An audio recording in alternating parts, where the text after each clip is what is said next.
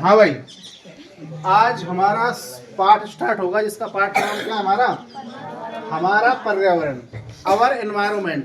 देखो, our environment का मतलब होता है कि हमारे वातावरण में आपको जो भी चीज़ दिखाई दे रही है ना, चीज़ हमारी दो प्रकार की होती है। एक होती है जैव, कौन सी होती है, और दूसरी होती है अजैव। कौन सी होती है? जैव का मतलब तो होता है जिस चीज़ में जान होती है। जैसे मैं अगर आपसे बात करूँ, पौधा है, जान है इसके अंदर, बढ़ रहा है, आदमी है, बढ़ रहा है, चेंटा, गिलहरी, सांप, ये सब किस में आते हैं? जैव में आते हैं। किस में आते हैं? और दूसरे होते हैं अजैव कारक। कौन से होते हैं? अजैव कारक की मैं आपसे बात करूँ, कुर्सी है, ये आज से 6 दिन पहले भी इतनी बड़ी और अब भी इतनी बड़ी है, ना तो मोटी है रही ना पतली है रही, ऐसी कैसी है। पत्थर की बात करूँ, पत्थर जैसा था वैसा की वैसा है। यानी कि जिनके अंदर जान नहीं होती वो तो कहलाते हैं अजैव, ऐसे याद रखो। और जिनके अंदर जान होती है, वृद्धि होने की संभावना होती है जिनके अंदर, उनको कहते हैं जैव कारक। तो यानी कि जैव और अजैव सब चीज़ें मिला के हमारा क्या बनता है? पर्यावरण बनता है। क्या बनता है? पर्यावरण में सारी चीज़ें रहती हैं, पेड़ पौधे, खेत खलिहान, जीव जंतु, पक्षी वगैरह, सारी चीज़ें। उनमें अगर मैं आपसे बात करता हूँ पर्यावरण के, अगर आपसे मैं संधि विच्छेद करूँ तो परि प्लस आवरण। परिमाण क्या होता है? चारों ओर, और आवरण मतलब घिरा हुआ। तो हमारे चारों तरफ के वातावरण जिसमें सभी सजीव व निर्जीव सम्मिलित हों, पर्यावरण कहलाता है। सीधी परिभाषा पूछता है तो सीधी लिख देना कि हमारे चारों तरफ के वातावरण जिसमें सभी सजीव और निर्जीव सम्मिलित होते हैं, उसको हम क्या कहते हैं? पर्यावरण कहते हैं। या फिर आप डायरेक्ट याद रख लेना, यानी कि जैव प्लस अजैव बराबर पर्यावरण, सजीव प्लस निर्जीव बराबर पर्यावरण। इतना याद रख लीजिए, वही तुम लिखेंगे पेपर में। अगला हमारा जैव निम्नीकरणीय पदार्थ। अब की बार अर्धवार्षिक पेपर में आया था और अब भी आएगा वार्षिक, पिछली बार भी आया था। जैव निम्नीकरणीय पदार्थ को हम अंग्रेजी में बोलते हैं बायोडिग्रेडेबल सब्सटेंस। क्या बोलते हैं? Biodegradable substance.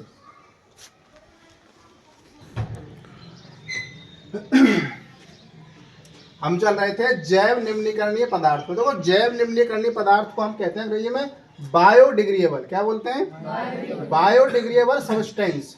बायोडिग्रेडेबल का मतलब होता है जैव निम्नीकरणीय। क्या होता है? आपसे पूछे बायोडिग्रेडेबल का मतलब क्या होता है, तो आप ध्यान रखोगे जैव निम्नीकरणीय। क्या याद रखोगे? और सब्सटेंस का मतलब होता है पदार्थ। क्या होता है? तो पूरा नाम इसका हो जाता है बायोडिग्रेडेबल सब्सटेंस। अगर आपसे वो परिभाषा पूछता है तो पहले क्या लिखना आप? जैव निम्नीकरणीय पदार्थ, उसके कोष्टक में लिखना बायोडिग्रेडेबल सब्सटेंस।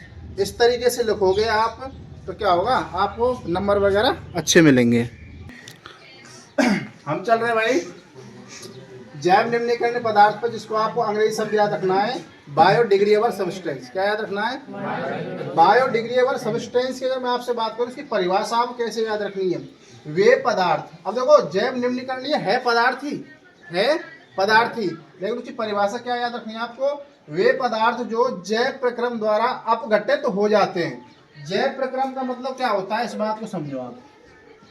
जैव प्रक्रम द्वारा अपघटित हो जाते हैं, जैव निम्नीकरणीय पदार्थ कहलाते हैं। जैसे साग सब्जी, फलों के छिलके, मलमूत्र आदि।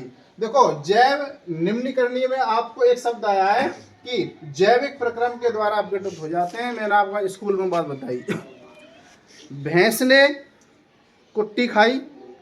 कुट्टी कहाँ से आई थी? खेत में से। खेत में तुमने क्या बोया था? बाजरा बोया था, ज्वार बोई थी, गेहूँ बोए थे। उसको काटने के बाद क्या आई थी? भूस बना था गेहूँ से, और ज्वार से क्या बनी थी? कुट्टी बनी थी। उस कुट्टी को किसने खाया था? भैंस ने। भैंस ने खाने के बाद क्या किया था? गोबर। क्या किया था? गोबर कहाँ गया था? घूरे पे। और घूरे पे कहाँ गया? खेत में।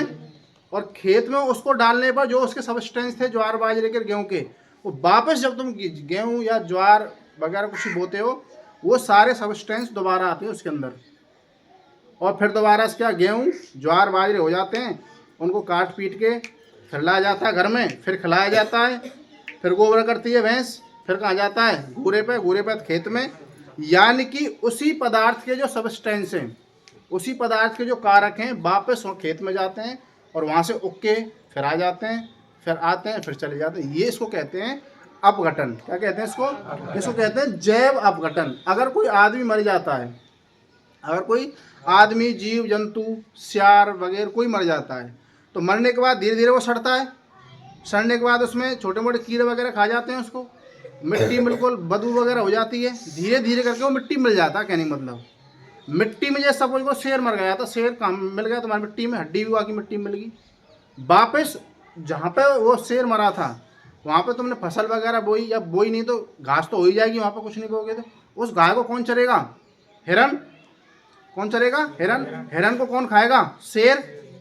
शेर खा के मरेगा बाद में, बड़ा बूढ़ा हो जाएगा जब। पर वापस उसकी जो मिट्टी बनेगी उसमें क्या बनेगा? फिर वापस घास बनेगी। घास को कौन खाएगा? हिरण। और हिरण कौन खाएगा? शेर। इस तरीके से क्रम चलता है। इसको कहते हैं अपघटन, जैविक अपघटन बोलते हैं इसको। यानी किसी जीव का स्वतः ही अपघटन हो जाता है और बहुत ही जल्दी हो जाता है। तो अगर बात करें ना, किसी आदमी को या जीव को आप गाड़ दो, मुश्किल तो मुश्किल 5 साल माटी बन जाएगी बाकी, क्योंकि मिट्टी के अंदर भी छोटे छोटे जैविक कारक होते हैं जो उसको किण्वन प्रक्रिया द्वारा खत्म करते हैं। ना समझे बात है? तुम कुट्टी है नॉर्मल में तुम 2-3 साल तक यूज मत करो, कुट्टी खत्म, ऑटोमेटिक माटी बन जाएगी कुट्टी की, कुट्टी या भूस वगैरह। क्योंकि जैव निम्नीकरणीय किण्वन प्रक्रिया हर चीज़ में होती है। अब जैसे हमें या तुम्हें, अब जो आपकी समय धीरे धीरे करके आप, अब तुम तो बड़े हो रहे हो, खैर अब हम फिर बड़े लिए। अब जैसे हम 40 साल को, 40 साल के बाद ऑटोमेटिक ढलना चालू हो जाता है आदमी को। आदमी की चरम सीमा रह गया 28 साल की उम्र में रह गए, 28 साल से वह 40 साल तक प्रॉपर वे रहता है, उसके बाद फिर ढलना चालू। यानी कि किण्वन की प्रक्रिया हर चीज़ में संभव है। पेड़ पौधे में देख लो आप, ठीक है ना, लकड़ी अगर तुम्हारी टूट जाती है तो पड़ी रहे 2-3 साल तक मिट्टी में गाड़ दो, लकड़ी की मिट्टी बन जाएगी। और तो लोहे को भी आप 10-1 साल गाड़ दो, मिट्टी बन जाएगा, इतनी जंग लगेगी उस पर। इसको कहते हैं जैव अपघटन। क्या कहते हैं? आगे होगी बात समझ में। वे पदार्थ जो जैविक प्रक्रम द्वारा अपघटित हो जाते हैं क्या कहलाते हैं? जैव निम्नीकरणीय पदार्थ कहलाते हैं। जैसे साग सब्जी है, साग सब्जी के छिलका वगैरह में पटक दो तुम, अपने आप सड़ सड़ा के मिट्टी बन जाएंगे। फलों के छिलके वगैरह हैं, अपने आप सड़ सड़ा के मिट्टी बन जाएंगे। मलमूत्र अपने आप मिट्टी मिल जाएंगे, फिर वापस वहाँ पे उगना चालू हो जाएंगे तुम्हारे कोई पेड़ वगैरह। दूसरा आता है हमारा अजैव निम्नीकरणीय पदार्थ। क्या आता है?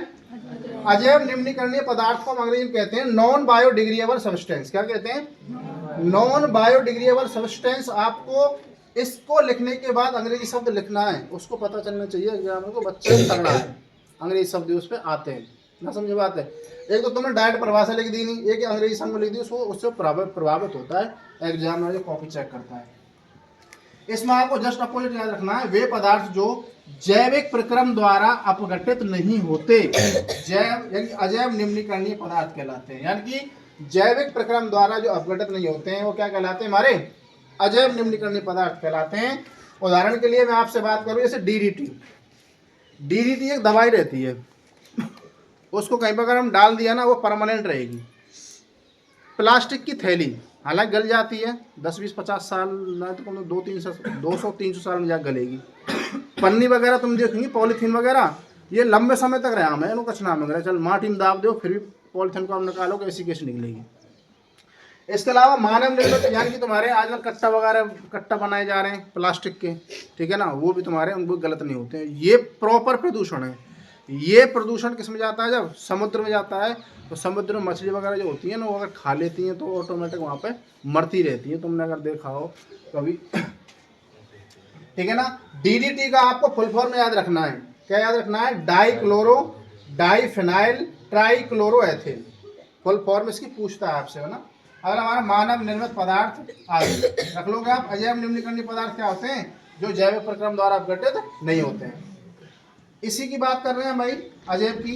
ये पदार्थ सामान्यतः अक्रिय होते हैं, इनमें क्रिया नहीं होती है, तथा लंबे समय तक पर्यावरण में बने रहते हैं। लंबे समय तक क्या करते हैं? पर्यावरण बने रहते हैं। जैसे पॉलीथीन वगैरह है, पड़े रहेंगे तुम्हारे, अथवा पर्यावरण के अन्य सदस्यों को क्या पहुंचाते हैं? हानि पहुंचाते हैं। जैसे पॉलीथीन वगैरह, घी की पॉलीथीन है, अगर गाय वगैरह ने खा ली तो उसको पेट में चली जाएगी, उसको नुकसान होगा। अगला टॉपिक है हमारा पारितंत्र या पारिस्थितिक तंत्र या इकोसिस्टम। दोबारा बोल रहा हूं, पारितंत्र या पारिस्थितिक तंत्र या इकोसिस्टम। इसकी परिभाषा आपको कैसे याद रखनी है? पारिस्थितिक तंत्र पूरा सिस्टम ही पारिस्थितिक तंत्र है, लेकिन आपको परिभाषा कैसे याद रखनी है वो देखो।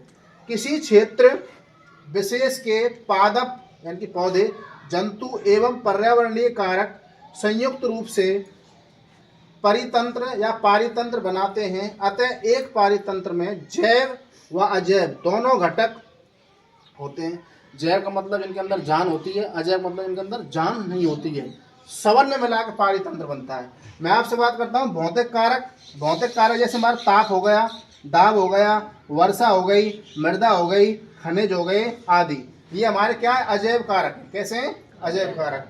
आपको लगता है कि ताप के अंदर जान है, भाई धूप पड़ रही है, ठीक है ना, धूप आप क्या याद रखनी है, अजैव कारक याद रखना है। कैसा याद रखना है, दाब, वर्षा, मिट्टी, खनिज, ये आप क्या याद रखना है, तुम्हारे अजैव कारक। अब मैं बात करता हूँ आगे। वन, तालाब, झील। वन आपने देखे हैं, तालाब तुमने देख रखे हैं, पोखर वगैरह, झील तुमने देख रखी हैं, आदि हमारे प्राकृतिक पारितंत्र हैं। कैसे हैं, प्राकृतिक, जो कि प्रकृति द्वारा प्रदत्त है। अगला टॉपिक हमारा उत्पादक या स्वयपोषी, या जिसको हम अंग्रेजी में बोलेंगे प्रोड्यूसर। क्या बोलेंगे, ये वो वाला प्रोड्यूसर नहीं है जो फिल्में वगैरह बनाता है, फिल्में की शूटिंग करवावे ना, वो प्रोड्यूसर बोले, ठीक है ना। उत्पादक या स्वयपोषी का मतलब होता है, अंग्रेजी में आपको ध्यान रखना, प्रोड्यूसर। लेकिन परिभाषा कैसे याद रखनी है, पारिस्थितिक तंत्र में उपस्थित सभी सजीव, हरे पौधे व नील हरित शैवाल जिनमें प्रकाश संश्लेषण होता है, उत्पादक कहलाते हैं। मेरा कहने का मतलब जितने भी हमारे पेड़ पौधे, घास हो गई, कोई भी फसल हो गई, छोटे मोटे पेड़ पौधे हो गए तुम्हारे, बड़े पौधे हो गए तुम्हारे, उन सभी में प्रकाश संश्लेषण की जो क्रिया होती है ना, वो कैसे होती है, सूर्य के प्रकाश, क्लोरोफिल वर्णक, हरा रंग जो होता है ना, कोई भी फसल का हरा रंग होता है, ठीक है ना। हरा रंग किसकी वजह से होता है, क्लोरोफिल वर्णक की वजह से। क्लोरोफिल वर्णक प्रकाश की उपस्थिति और पौधा होना चाहिए, इनकी उपस्थिति में क्या होता है, हमारा प्रकाश संश्लेषण होता है। और प्रकाश संश्लेषण द्वारा डायरेक्ट जो पौधे जो होते हैं ना, हमारी CO2 को काम में लेते हैं, कार्बन डाइऑक्साइड को, इसको लेते हैं CO2 को, और सूर्य के प्रकाश को लेते हैं, और क्लोरोफिल वर्णक होता है, इनकी उपस्थिति भोजन बन के तैयार होता है। और पौधों का जो भोजन है उनके तनों में, उनके तने में, उनकी टहनी वगैरह में इकट्ठा होता रहता है। किसके रूप में, मंड के रूप में, या मंड को आप ध्यान रख सकते हो स्टार्च। क्या याद रखते हो, स्टार्च। जीव वगैरह जो होते हैं ना, जैसे हम तुम्हें, हमारे अंदर जो भोजन जो इकट्ठा होता है ना, किस में होता है पता है किसी को, ग्लाइकोजन के रूप में इकट्ठा होता है। 12वीं क्लास पढ़ोगे, बायोलॉजी पढ़ोगे, ग्लाइकोजन के रूप में हमारे शरीर में भोजन इकट्ठा होता है। उसके बाद ग्लाइकोजन फिर ग्लूकोज में बदलता है, और ग्लूकोज में बदलने के बाद फिर खून में जाता है, और खून में जाने के बाद प्रत्येक कोशिका के अंदर जाता है। प्रत्येक कोशिका के अंदर जाने के बाद कहाँ जाएगा, कोश का द्रव में जाएगा, और कोश का द्रव में पाचन होगा तुम्हारे किसके पास, लास्ट माइटोकॉन्ड्रिया के पास जाता है, होता है पाचन। फिर माइटोकॉन्ड्रिया पर सांस वापस आती है CO2 ग्रुप में, तब जाकर वो बाहर निकलती है। ये प्रक्रिया किसमें होती है, पौधों में होती है। पौधों में लेकिन एक चीज़ आपको स्पेशल याद रखनी है, पौधों की जो कोशिका होती है ना, उनका जो केंद्रक होता है वो बीचों बीच में ना रह के साइड में रहता है, बीचों बीच में ना रह के साइड में रहता है। जीवों की जो कोशिका होती है उसका केंद्रक बीचों बीच में होता है। ये बात इसमें आपको याद रखनी है भाई। आगे होंगी सारी बात समझ में, कुछ भी छोड़ा नहीं है मैंने।